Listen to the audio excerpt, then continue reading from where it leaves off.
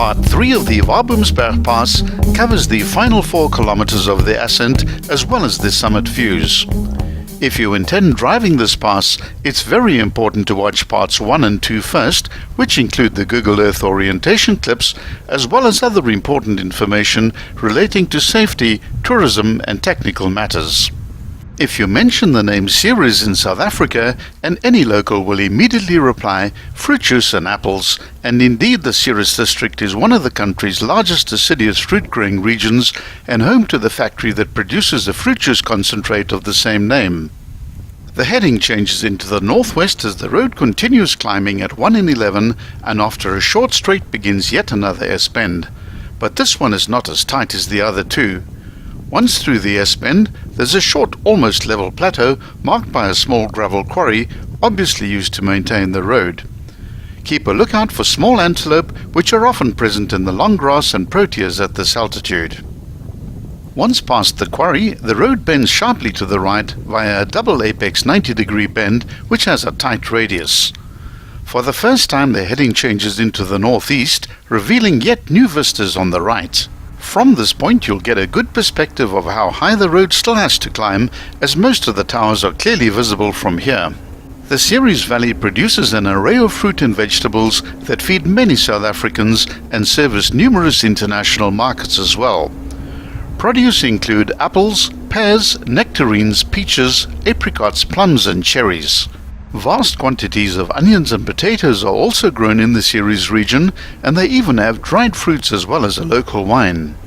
Along this section the road has several minor changes of direction, but the gradient also eases off and even descends briefly at one point as the shape of the mountain is followed towards an unseen point where another razor-sharp bend lies in wait at the 7.4 kilometer point. The next section provides some of the easiest driving of the entire route and allows drivers the opportunity to enjoy the sweeping vistas. This next hairpin is tarred, but also suddenly gets quite steep, so be prepared to add some power to get around the corner and up onto the next contour level. This is followed rapidly by another tight S-bend with very tight angles. The drop-offs to the left get steeper and are fairly exposed, so don't make any mistakes here. Once around this next left-hander, the gradient eases off somewhat and another S-bend has to be tackled, but the corners are much easier. Up on the right, the main telecom tower spears into the sky as it soars upwards. At the 7.8 kilometer point, there's another hairpin bend with an extremely sharp turn to the right. Another road, which is made out of paving blocks, drops down the hill straight ahead, and a road can be seen meandering along the next plateau below you. Do not under any circumstances try and drive down this road, as there's a securely locked gate just 100 meters further, and trying to do a 3-point turn in a big SUV or double cab is going to be very difficult. Reversing up the hill will be even more dangerous. If you're curious, rather walk down to the gate and you'll quickly realize just how steep it is when you return. This road leads to a radar installation about 3 kilometers away, which can be seen from your point. There is limited parking right next to the towers. Make sure you fully engaged your handbrake, switched your engine off and left your vehicle in first gear before you go exploring or taking photos. The views from the summit, despite being a little spoilt by all the towers, are truly magnificent.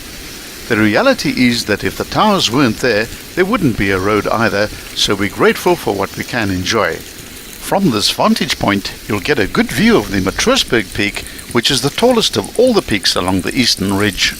The entire valley between these two sets of mountains forms the fertile farming area known as the Waboomsberg. The valley of Ceres, the Waboomsberg and the open plains of the Tankwa Karoo were first inhabited by the San and Khoi thousands of years ago.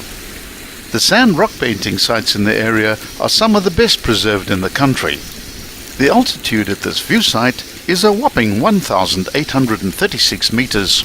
Be sure to watch parts 4, 5 and 6 of the Waboomsberg Pass, which covers the entire descent.